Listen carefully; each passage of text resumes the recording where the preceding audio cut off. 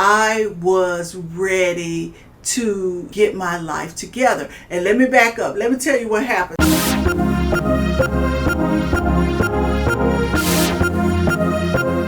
Thank you for tuning in to In My Zone. I'm Patricia Tone, and yes, I am talking about my life. So, I came to Los Angeles at the end of '88. I was so excited to be leaving Texas, coming to California, Los Angeles, California, dreaming of a new, wonderful, peaceful life. I think I was 21, going on 22. And I was just so excited to be exploring a new life. Little did I know how difficult it would be to live with strangers.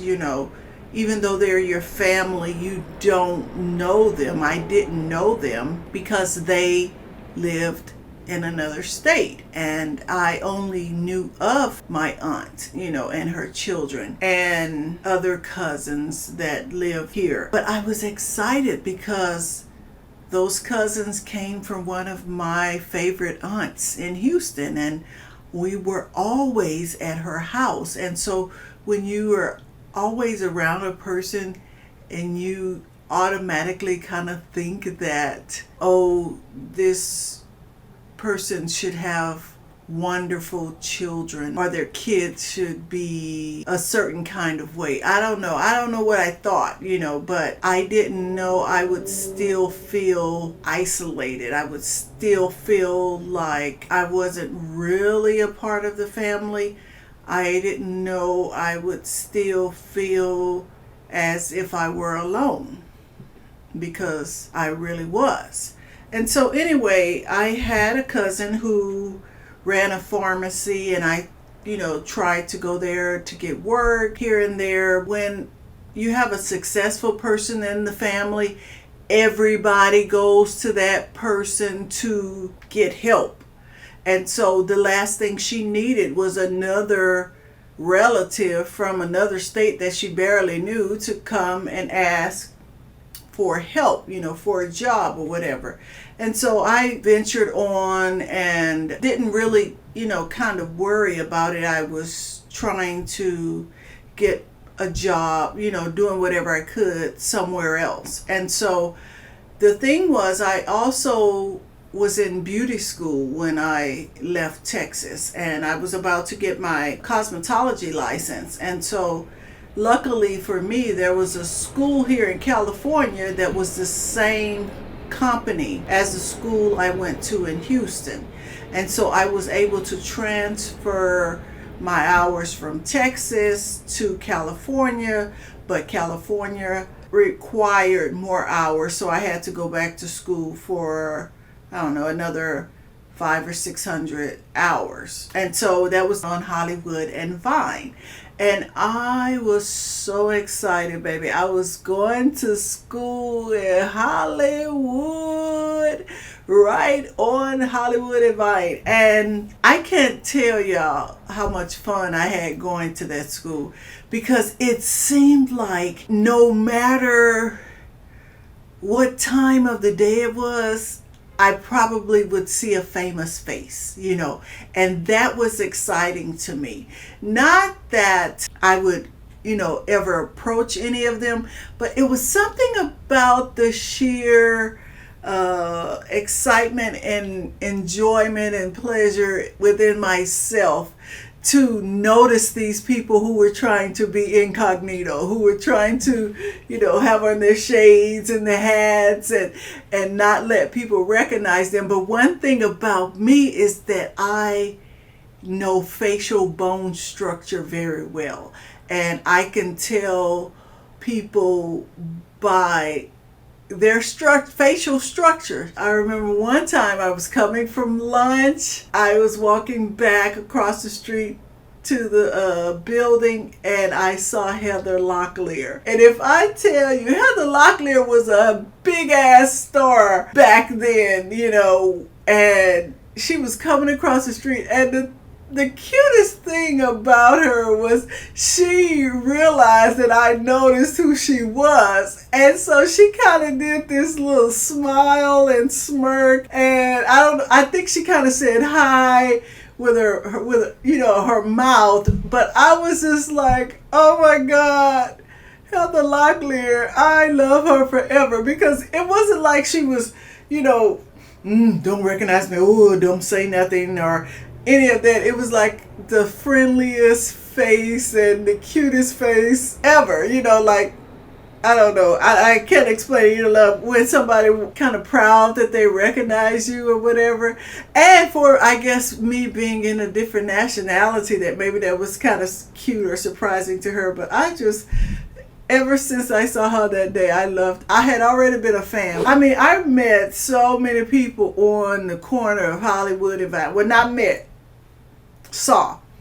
Stoney Jackson, he was cute, he smiled, Paul Mooney. There was a barbecue place on that corner, and I went to get some barbecue, and Paul Mooney was sitting in there having barbecue. It seems like that place might have been called Them Bones or something. I saw so many people because Capitol Records sits just a few hundred feet from that intersection. And so what I didn't know at the time was our beauty school was connected to the building behind us, which had Capitol Records offices in it, like administrative offices and things like that as well. And so that's where all of these musical artists were coming from, across the street, back and forth. And I was like, OMG. It was just such an exciting thing for me to get to Hollywood and see these people. Oh, I saw Full Force on that corner, and they were really nice. I took a picture with them. So this is where I've got to jump a little bit in my timeline. During beauty school, when it was time for me to take my test, I had issues with my aunt. And so she sent me away to Texas. And to be honest, she was trying to stop me from getting my license. And it seemed like, to me, people were trying to get me to move back home, And so miraculously, I had developed some friendships and things like that, where people who were really heaven sent to help me. And so when I came back, I was able to get my cosmetology license. I had a hard time finding a job, so I started temping. And so I was temping at Security Pacific Bank down on 3rd and Beaudry downtown. And I'll never forget this woman. Her name was Sue Klaus. Sue Klaus was the coolest white chick I ever met in my life. She had this cute little blonde bob. I don't even think she was the person I reported to. She was just a lady, one of the managers or something like that, who sat in the cubicles near the area where I sat. And so I had developed some friendships with the people there, and we would all go out to lunch, and Sue would sometimes come to lunch, I believe, or whatever. But anyway, she heard that I needed a job, and I was having a hard time finding a job. And she was like, really? I say, yeah, I can't get a job. And she's like, well, if you give me your resume, I'll look over your resume and, help you do your resume. And I was just flabbergasted. So Sue Klaus took my resume, did my resume, and I sent my resume to Capitol Records because I was already doing accounting things. I saw an ad, I guess, for accounts payable. So I sent it to Capitol Records. I went over there and interviewed, and girl, got a job as an accounts payable clerk in Capitol Records in the building behind where the beauty school used to be. And I thought I was in seventh heaven, baby. I had my Capitol Records. They had little cardigans you could buy and things like that. I bought a black one and then I bought a white one.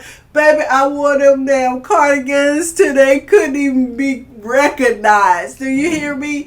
And I absolutely loved it. And so I felt like I was getting my momentum, right? And what had happened was The lady who hired me, cute little Asian lady, had hired me, and the day I started, she went on vacation. Let me tell y'all something. If you ever get a job or if you get hired, make sure you ask the person who's hiring you and the person who you'll be working with, make sure they're not going on vacation before you start working, or during the first month or so before you start working, because you are going to catch hell. So I had this black dude though. I thought I was okay. I started and another white chick started. Real cute girl. We sat side by side, but there was a cubicle wall between us. And if I tell you, this heifer was late to work every day. Every day, every day, every day, every day. And so she did like A through L and I had M through Z. Dude used to come to me to tell me, oh, so-and-so, she's running late, her cat ran away. Oh, so-and-so, she running late, her toilet overflowed. It was always something. But he had the audacity and the gall to ask me to do her work. And I'm like, I haven't even done my own work yet. Why would I need to do her work? And so he started harassing me because I didn't want to do chicks work, you know. And I think I started crying almost every night because I was so upset. I was in this job that I liked, in this area that I loved, and I had just bought this raggedy car from across the street at a used car sales place, and I was ready to get my life together. And let me back up. Let me tell you what happened. So the executives upstairs, who I had to take my accounts payable paperwork to get signed, worked upstairs. Cool white dude, right? And he was an older guy or whatever. And when I would go up there, I think the procedure was to give the paperwork to his assistant or something for her to then take it into him. And I think one day she wasn't there, or one week something happened, and he was like, do you need help? I said, yeah, I need these signatures. He was like, come on in, just friendly as hell. These people who work around some of these executives try to make you feel intimidated with these people. Most of the people at the top are nice that I have met. I have never really had an issue with upper management. Let me tell y'all something. So I don't know what it is, but most people in upper management like me. That's why all the people in lower management hate me and try to get me fired. Let me just tell y'all that I noticed that a long time ago in my life. So he calls me in and we're talking, and he's like, oh yeah, you're new, huh? I was like, yeah.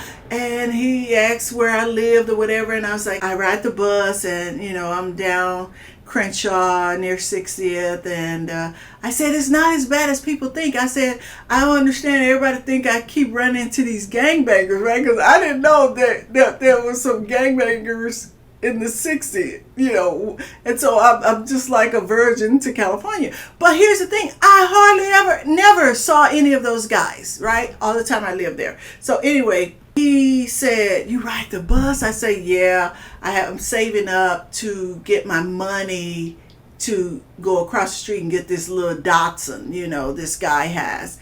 And he was like, oh, I could give you an advance.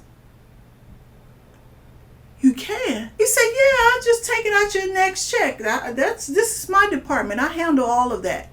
And baby, this man gave me an advance to go get me a car. Okay? So now when that paperwork came through for my paycheck, and my supervisor found out, the Asian chick, she had been back, and black dude had already, sabotaged my name, scandalized my name, like the lady say, and tried to make things bad for me, which gave her an attitude with me automatically, and that's what I was sad about. So anyway, she saw my paperwork. She calls me in. She said, Patricia, what is this? And you got an advance? I said, oh yeah, Mr. So-and-so gave me an advance. We were talking one day. You don't go up there and ask them for no advance. You have to come to me first. I said, well, that's really not how it happened. I said it was an innocent conversation, and he volunteered, and baby, she was mad as hell. And do you know, soon after that, they fired me. Fired me. I had been there for 6 months. Now, the girl who came late every day, the girl who didn't finish her work every day, they didn't do jack shit to her. But me, fired me.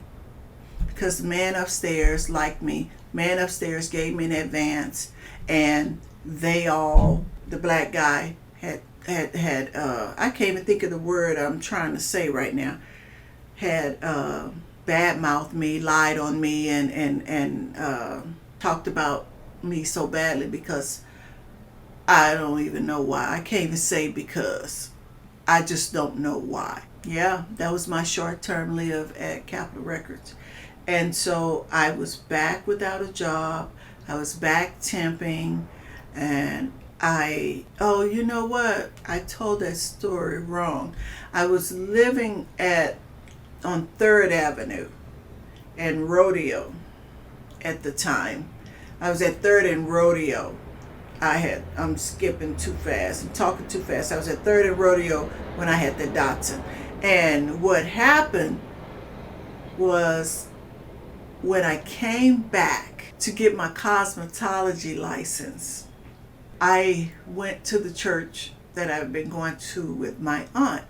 And baby, let me tell you something. When people try to bury you and you walk in like the resurrection, it's a beautiful thing.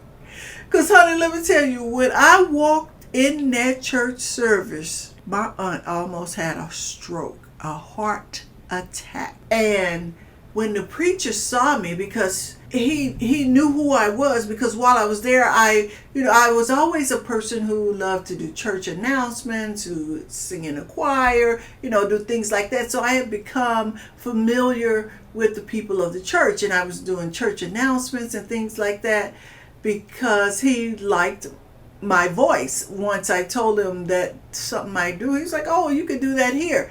And after the service, he said, where you been? I said, oh, my aunt sent me home. I had to borrow the money from my brother to come back to get my cosmetology license. I'm staying with a friend right now, and I don't know if I'm going to be able to stay here. And he said, oh, no, you're not going nowhere.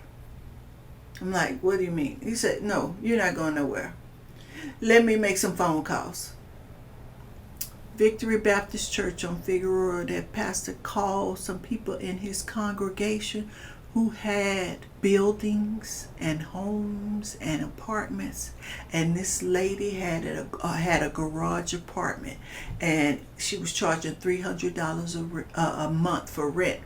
And let me tell you something, that pastor and his wife paid me my $300 to the lady, and I was able to get an apartment. And they told me I didn't have to pay them back because I had already been in the church volunteering and doing things like that. And they was like, you're a good girl, you're out here, you're trying to do change your life and things like that. And baby, they was mad at my auntie, honey. You talk about mad, pissed off. And so while I was at that garage apartment, that's where all that previous information happened with the Capitol Records story and things like that. And that's where I was living when I had that car. And so let me tell you how mean that woman turned out to be. When I got the car in LA, they have this thing called street cleaning. Baby, you have to make sure you move your car to the other side of the street. Now, this is something I didn't know about, okay? I did not know. At that time, I don't even know how or why. She would not let me park my car in her driveway during the time of the street cleaning. That's how evil she was. Church woman, let me live in an apartment, but I couldn't park my car in her big driveway where my car was this big. It wouldn't have been in the way if I'd have pulled it all the way up, would not let me park my car in her driveway. I'll never forget that, because I had never really been experiencing this, I call it stupid kind of evilness that people do to one another. When you're not built that way, it's hard to comprehend, and it's still hard for me to comprehend to this day when people treat me or treat others or treat anybody unfairly for no reason. I just really have a issue with that. I don't understand. I know what it means, but I don't understand jealousies, envies, all that type of stuff. People wanting things that you have and not knowing your story and not having your skill set and all of that stuff. People sabotaging. That was the word I was looking for earlier. Just sabotaging your name and things like that.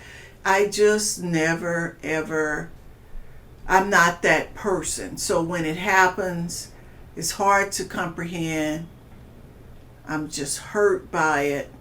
I get over it, but it's just a hard pill to swallow. So in that time, I developed a lot of strength. That car, after I lost that job, shortly got repossessed. I was sad about that because I hadn't been able to find another job. I started going to West Angeles Church, joined the choir over there, and I was temping again. And so I'll pick up next time with what happens when I joined West Angeles Church of God in Christ on Crenshaw. Have a good day. See you next time.